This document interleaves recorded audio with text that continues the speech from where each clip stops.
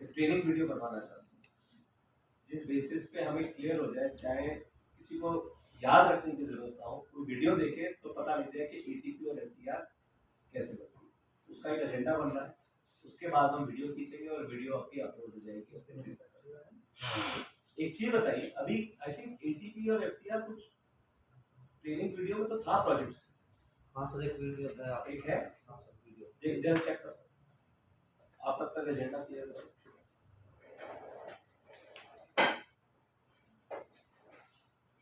कल एक ईमेल आई थी फिरोज की कि आपने एटीपी बहुत कॉम्प्लेक्स बना दी है, इसमें ऐसी चीजें जो साइट पे नहीं दिखा पाओ। वो अगेन कॉन्ट्ररी है हमारे बार बार कहने पे भी, वो अभी भी चीजें ओईएम को जा रही है। हमें एटीपी में कोई भी ऐसा टेस्ट नहीं दिखाना है जो हम साइट पे नहीं कर सकते अपनी खरीदी हुई पैसों से।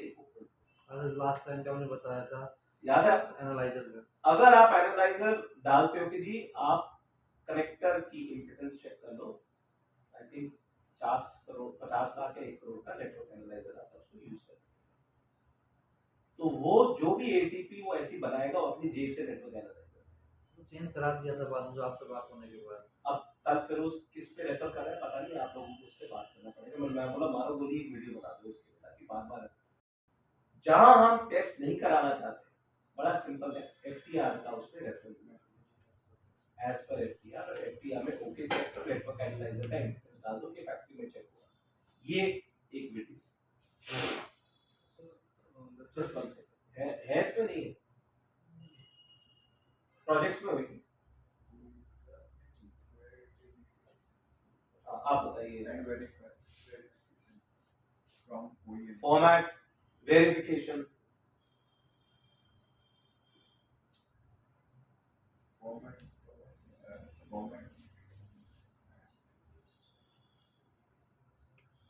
format and points to be considered.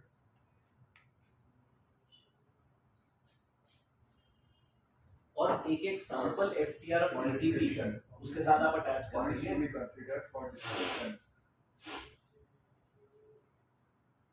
FTR और एटीपी में आपके ब्लॉक डायग्राम तो नहीं आते, या वो तो नहीं आता ना? ब्लॉक डायग्राम नहीं, ब्लॉक डायग्राम माने कनेक्टिविटी डायग्राम जो हम, वो तो अलग होता है, वो आपके जो ड्राइंग अप्रूव, वो ड्राइंग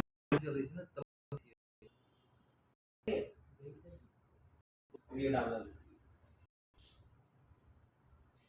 सो एक एक एटीपी और एफटीआर आप काइंडली भी रखवा दो, और वही एटीपी और एफटीआर आप इस ट्रेनिंग मॉड्यूल में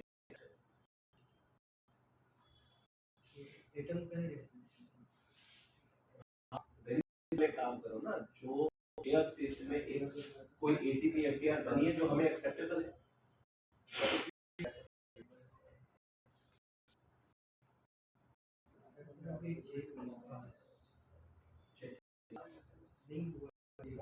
आप मुझे बता रहे हैं कि कोई डॉक्यूमेंट अभी तक चेक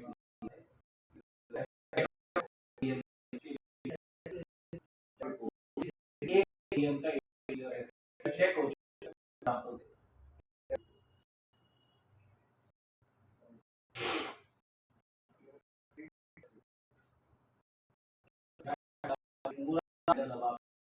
प्रोजेक्ट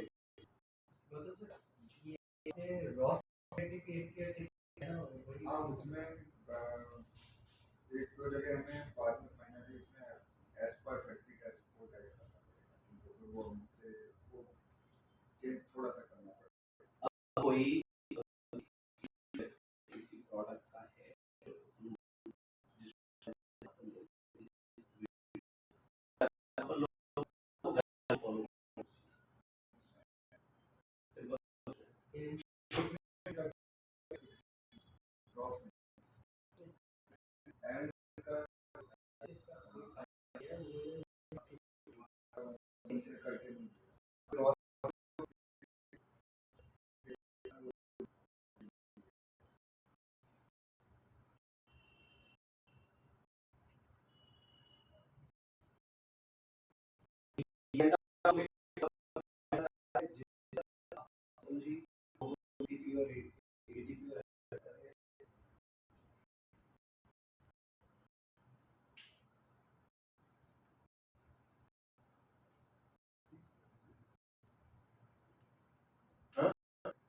ठीक है, आप लोग थोड़ा याद रखें ताकि कैमरा में आप फिट आ जाओ। और बोर्ड में आप एटीपी और एफटीआर विंडोज बना लो, आप मार के, ताकि वो काम एग्जाम 15 मिनट की ज़्यादा हो ही नहीं चाहिए। आपने कभी ये गमन आपने कभी बनाया एक्सेप्टेंस टीचर या एफटीआर से वेरीफाई हमने एटीपी करवाई कराई थी? कहाँ? नेपाल का गवर्नमेंट, तो उसकी एक्सेप्टेंस टेस्ट एग्जीक्यूट करा है। हाँ, और क्या एटीपी डॉक्यूमेंट के मुताबिक हाँ, वो पूरा है तो प्रोसीजर पूरा फॉलो करते हैं। तो गलत प्रोसेस दे दिया या प्रोसेस जिसका टेस्ट एंड मेजरमेंट ऊपर नहीं है साइट पे, वो तो बोलेगा आपने तो फिर आपका प्रोजेक्ट 50 लाख करोड़ की आपको साइट पे हाँ तो चीजों को बाईपास करवा के वो नौबत ही क्यों है?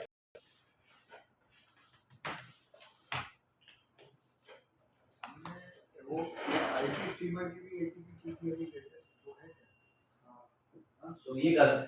वो आईपी स्ट्रीमर की एटीपी की थी, वो अगर मिल जाए वो तो मॉनिटर की भी है और आईपी वाले की। अब ये देखो आप आउटपुट 270 MB कैसे पता चलेगा?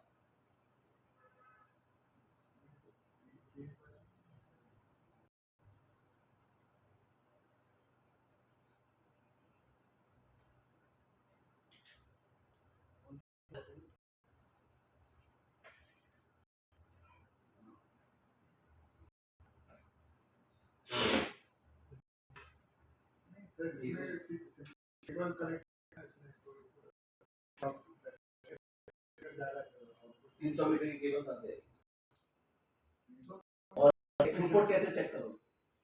आउटपुट पे केबल लगा के मॉनिटर पे नहीं 270 MB पेस आ रही है 270 mbps is SD कैसी है? अच्छा एफडीआई इनपुट दी 300 मीटर का केबल स्टेशन वाले केबल लगा, स्टेशन वाला लगा है सब, तो सबके पास तो नेटवर्क भी होता है, स्टेबलाइजर भी होता है। नहीं तो ये सही केबल ये उसको तो देखना ही है, तो इसमें वो उसको एक्सेप्ट ओके करेगा ही। क्यों आप एफटीआर पर एफटीआर लिखो ना, आप अपनी तरफ से क्यों दे रहे हो? उनको रिजेक्ट करने दो, मना कहाँ किया है?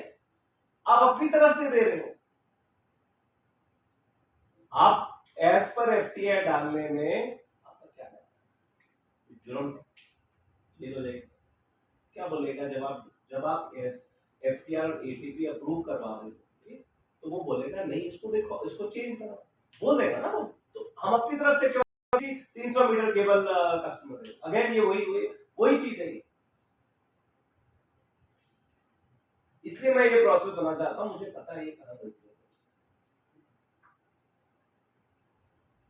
जीरो टॉलरेंस फॉर अजम्पशन कि कस्टमर के पास एक कोडी, सिंपल फंडामेंटल, जो अपने पास है वो मैं यूज करूंगा, जो नहीं है मैं उसको एज पर एफटीआर करूंगा। ब्लैक एंड व्हाइट छोड़ दो, हम गेस वर्क ही निकाल।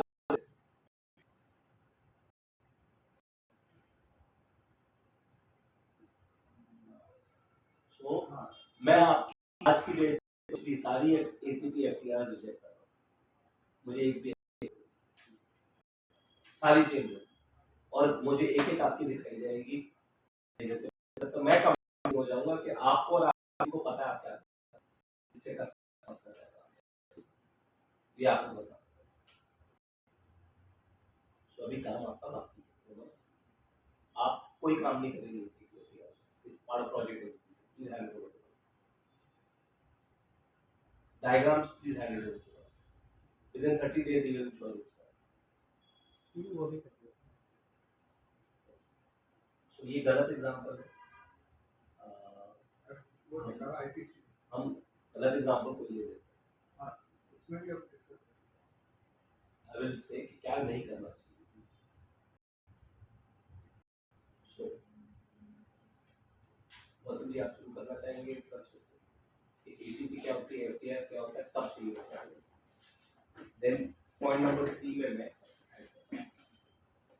ठीक है एक रिकॉर्डिंग शुरू कर कब शुरू ओके गुड। सो पहले इंट्रोडक्शन दो, ये रिकॉर्डिंग मतलब की ट्रेनिंग इसके लिए। Today we are here to for a training session on ATP and FTR, which is the procedure required for projects in Doorshan tender. ATP is basically acceptance test procedure. FTR is factory test report. That is to be provided as per terms of Doorshan tender after the project is awarded to you, and this has to be subject and this has to be submitted to them before the installation, and the days, number of days are specified in the terms, mostly days before installation. So they are basically OTP and FTR is basically based on the specification which Doorshan has offered. They test that whether your supplied product is as per their specification. Before installation, they need Doorshan ensures that your supplied product is the specification. You need to submit a test report signed by them based on the compliance of the specification, and how you are going to show to them during installation so that they can accept the parameters of the compliance in the specified in the acceptance test report. Similar going to the factory test report, it is also parallel to ATP. This is based on same specification factory test reports specified by production of the product, but the difference is that factory test report is basically factory test report is from the manufacturer of all the parameters which are tested in the factory by the manufacturer. When they do their quality control or whatever, when they finally release the product. So this is tested before supply to their respective before supplying, before delivering, test it at the factory that the supplied product is okay as per the compliance we have given to them to supply that particular product. So this is what factory test report is. So these both ATP and factory test report has to be verified by the manufacturer, and we need to give them proper draft and as per the format specified by the Doorshan, so that they have no confusion, and what and the description as per the compliance whatever. So this perfect, thank you Gautam ji. मैं चाहता हूँ एक बार आप zoom in करें board पे ताकि वो clear दिखे डॉक्यूमेंट जो आपने प्रोजेक्ट में डाला है। As Gautam ji explain what is the ATP, what is the FTR, who makes it, the manufacturer makes it, why is it needed, government entities को इंश्योर करने के लिए कि जो प्रोडक्ट मैन्युफैक्चर हुआ है वो स्ट्रिक्ट कंप्लायंस में है जो आपने कंप्लायंस टेंडर के दौरान भरी थी based on specifications, end of course जो उस पैरामीटर के रिजल्ट को दिखाने का प्रोसेस है that is given in the ATP, which is acceptance test report and acceptance test procedure. Acceptance test procedure आपके सिस्टम को एक्सेप्ट करने के लिए क्या प्रोसेस कैसे निभाना चाहिए, कैसे एग्जीक्यूट होना चाहिए, वो डिफाइन करता है, क्योंकि एक पैरामीटर को दिखाने के लिए बहुत से तरीके हो सकते हैं, कुछ सही कुछ गलत, और सबसे ज़्यादा कॉम्पिटेंट अथॉरिटी उस पर मैन्युफैक्चरर है दिखाने के लिए कि वो डिजायर्ड रिजल्ट किस तरह अचीव होगा। सो ये अलग अलग चीज़ें हैं FTR एंड ATP। FTR हम नॉर्मली मैन्युफैक्चरर से लेते हैं, जैसे गौतम जी ने बोला, शिपमेंट से पहले, क्योंकि वो product specific, serial number specific factory test report होती है कि ओईएम ने जैसे 10 इम्पोर्टर्स हैं तो 10 इम्पोर्टर्स को एक एक करके उसके सारे पैरामीटर्स चेक किए हैं एज पर कंप्लायंस, और उनकी स्पेसिफिक वैल्यूज, रेंज भी नहीं, स्पेसिफिक वैल्यूज एफटीआर में नोट की गई। सो उसका एक एग्जांपल ये बोर्ड में है एफटीआर।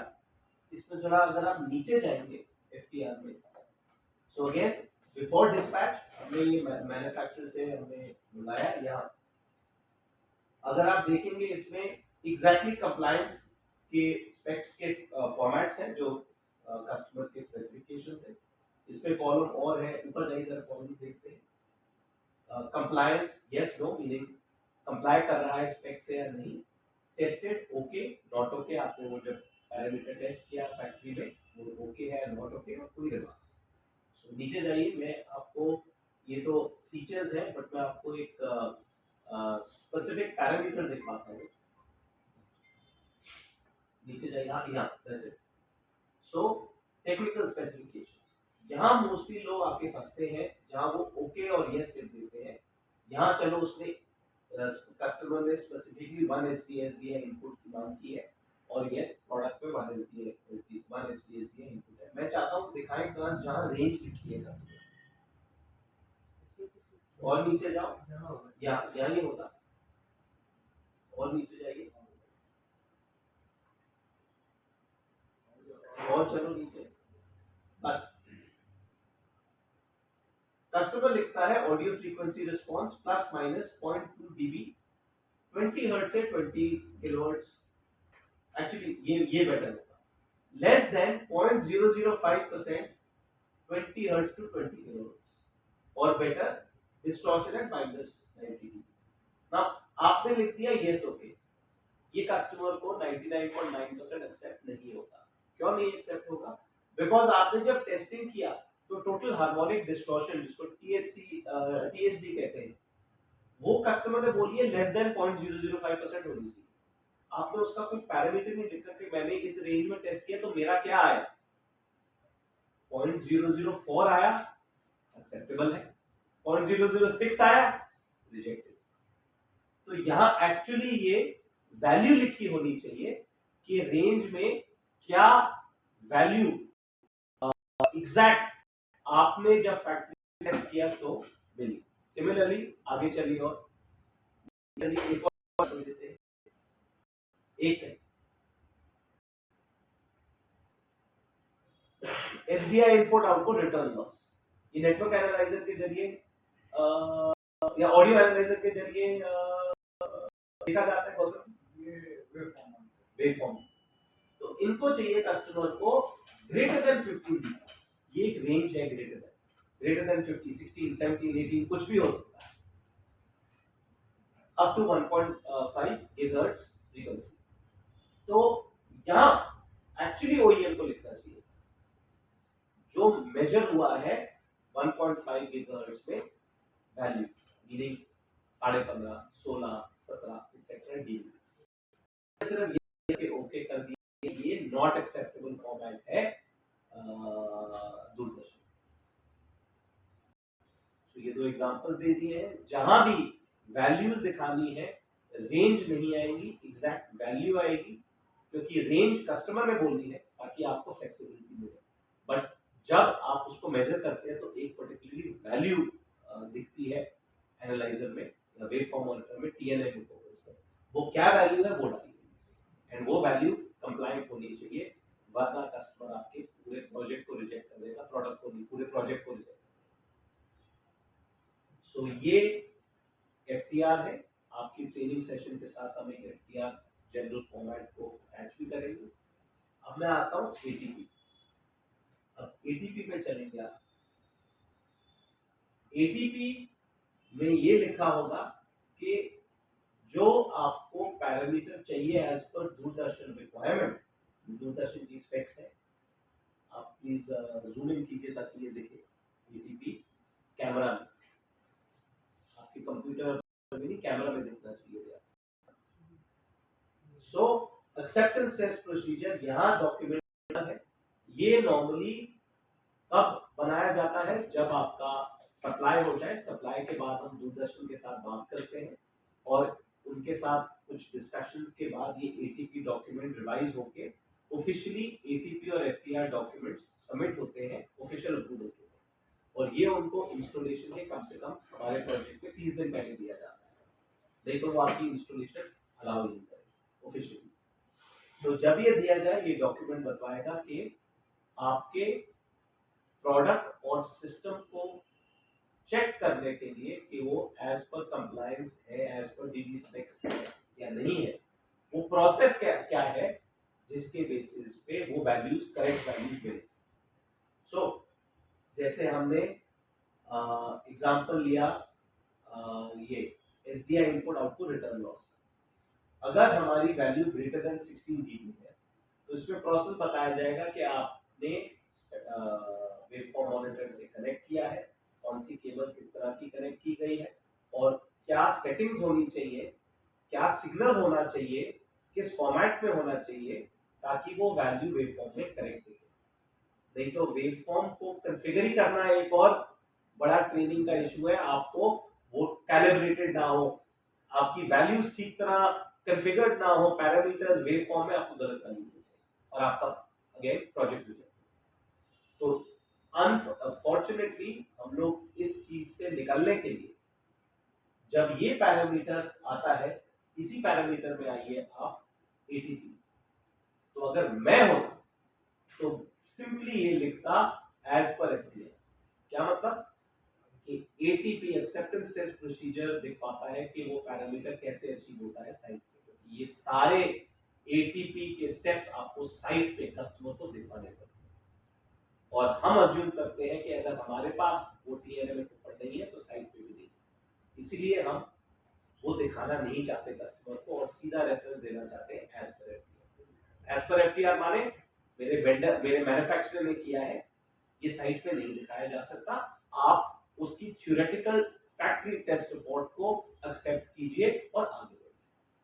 सो यहां हमने ये लिखा है serial input and output return loss greater than 15 dB मांगा था, हमने यस करके एज पर एफटीआर करेक्टली लिख दिया है, क्योंकि हम साइट पे इसको नहीं दिखाएंगे वेवफॉर्म मॉनिटर करेक्ट करके। रूल ऑफ थंब, अगर फैल्कन के पास वो टीएमएल कूपन नहीं है तो अज्यूम कीजिए कस्टमर के पास। मैं नहीं जाना चाहता थ्योरेटिकल चीजें कि फुली कस्टमर के पास हो, लिमिटेड हो, होपफुली वो मुझे यूज करने दे, वो सारी होपफुली चीजें हैं। टर्म्स में सीधा सीधा लिखा है vendor has to arrange all TNM, ये दूरदर्शन के टर्म्स। सो हमारा जो report ATP report and FTR report, FTR report ATP report जो कस्टमर को जाएगी अप्रूवल के लिए, उसमें एज पर एफटीआर लिख के देंगे। वो अलग बात है, वो चेंज कराना चाहे, डिस्कस करना चाहे, बट हम अपने आप से वो नहीं लिख के देंगे कि हम उसको टेस्ट कराएंगे साइट पे, हम फंस जाएंगे। बहुत इंपॉर्टेंट चीज है ये लोग। So we have discussed the point when these documents are needed, कैसे इसको भरना है। हम इस ट्रेनिंग सेशन के साथ जो रिकॉर्डेड है, हम करेक्ट एग्जांपल भी डालेंगे एफटीआर और एटीपी। मैंने ये स्पेसिफिक एग्जांपल आपको बताया है कि एफटीआर में जैसे मिसिंग डेटा है, पैरामीटर्स स्पेसिफिक वैल्यूज का, वो आपकी एक्चुअल एफटीआर ये है, उसको करेक्ट करना है। एंड एटीपी में वही दिखाना है जो आप साइट पे अपने आप दिखा सको, अपनी खुद की ओन टेस्ट एंड मेजरमेंट से। हम अज्यूम नहीं करेंगे कि कस्टमर हमें वो देगा। सो सबसे बेटर है जहां भी कंफ्यूजन है लिख दो एटीपी। एटीपी में फंक्शनल टेस्टिंग दिखा सकते हो कि एसडीआई दिया, ट्रांसपोर्ट स्ट्रीम आगे आ रही है और ट्रांसपोर्ट स्ट्रीम को डिकोडर के जरिए आप दिखा सकते हो, डिकोडर भी आप ही दे रहे हो। एक एग्जांपल मैं क्यों एक्सेप्ट कर रहा हूं उसको, क्योंकि डिकोडर मैं दे रहा हूं इस प्रोजेक्ट में अर्थ स्टेशन के लिए, एनकोडर भी मैं दे रहा हूं, डिकोडर भी दे रहा हूं, तो दोनों मुझे पता साइड पे, वो फंक्शनलिटी टेस्ट में दिखा सकते। गौतम जी या फिर जिसमें जिस पैरामीटर से सीधा सीधा मैन्युअल प्रोसेस होगी, वो बोलेगा कि पर्टिकुलर सेटिंग है, तो सिंपल रहता है कि इस मेनू में जाके वो हम लिख सकते हैं। वो फंक्शनल टेस्ट है। वो ऑपरेशन पार्ट है, तो वो बाकी कुछ में पैरामीटर है, वैल्यू इन्वॉल्व है, उसके लिए बैटरी होगा, वो factory test report. Riyaz, can you please check के आपके प्रोडक्ट्स के सीरियल दिए हैं एफटीआर?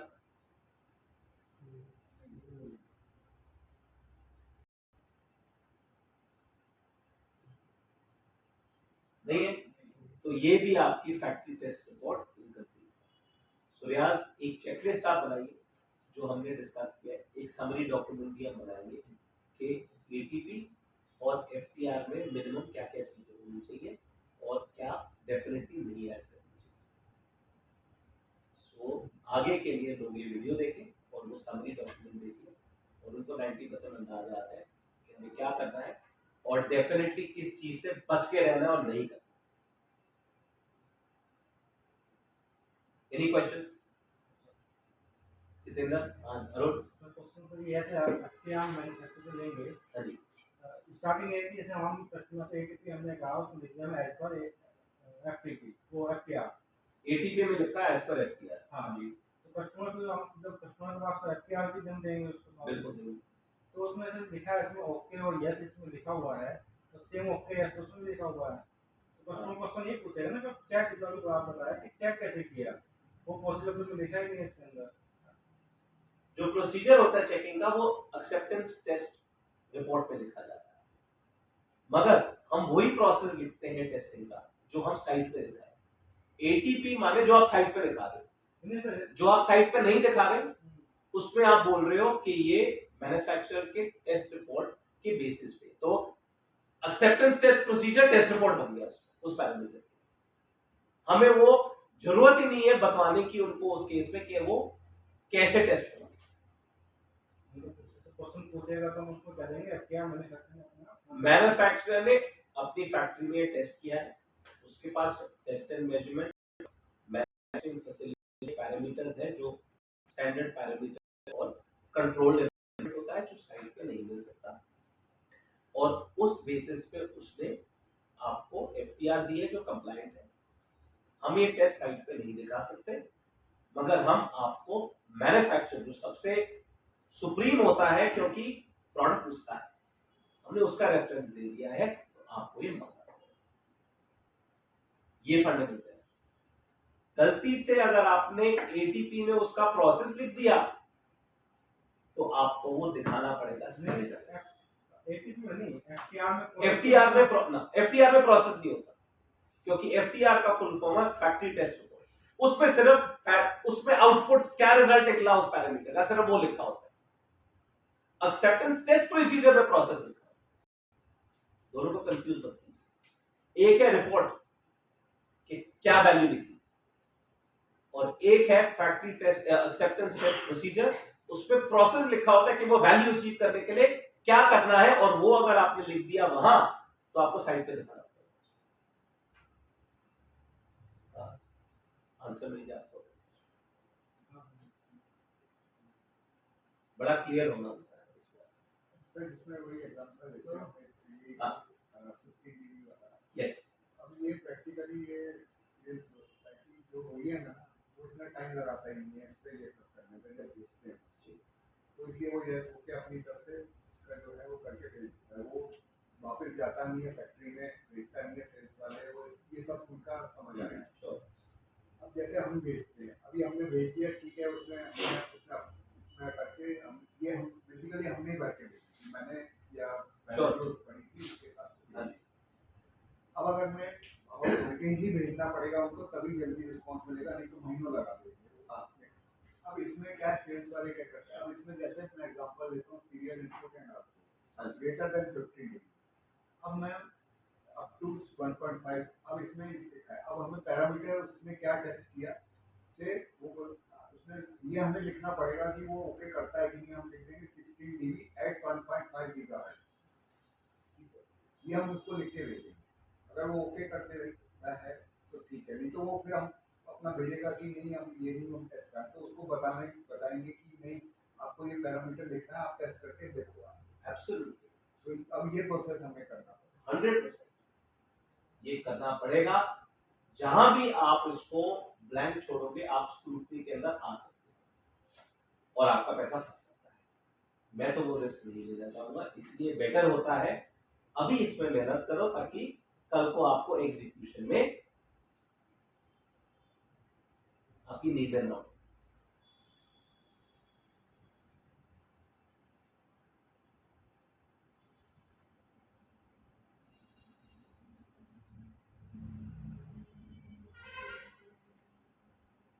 मैंने आपको बेस्ट प्रैक्टिसेस बताए, बेस्ट प्रैक्टिसेस में मैंने आपको बता दिया है क्या मैंडेटरी है और क्या चल सकता है, बट अगर आप उसको नहीं फॉलो करोगे तो वहां रिस्क आपका बढ़ जाता है। रिस्क हमें आंखें खोल के आगे जाना है देखने के लिए कि वो रिस्क क्या है और उसका क्या पेनल्टी हो सकती है।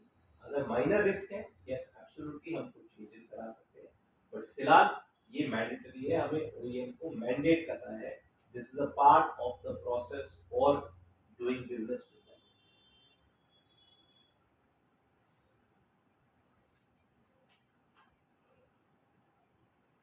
आप चाहे 16 वैल्यू लिख दो, आपको नहीं मैन्युफैक्चरिंग तो 60 बाकी जब वो अगर ये वो वैल्यू अचीव ही नहीं हो सकती, कस्टमर बोलेगा ये तो फर्जी। Please understand it has to come from the OEM के विद इन रेंज कुछ एक स्पेसिफिक वैल्यू देते जो कंप्लायंट है।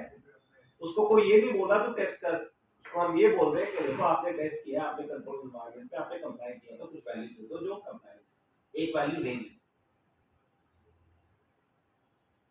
Any other question?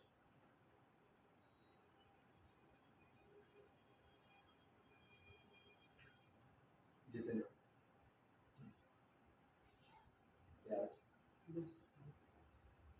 ठीक है, with that we'll end this video.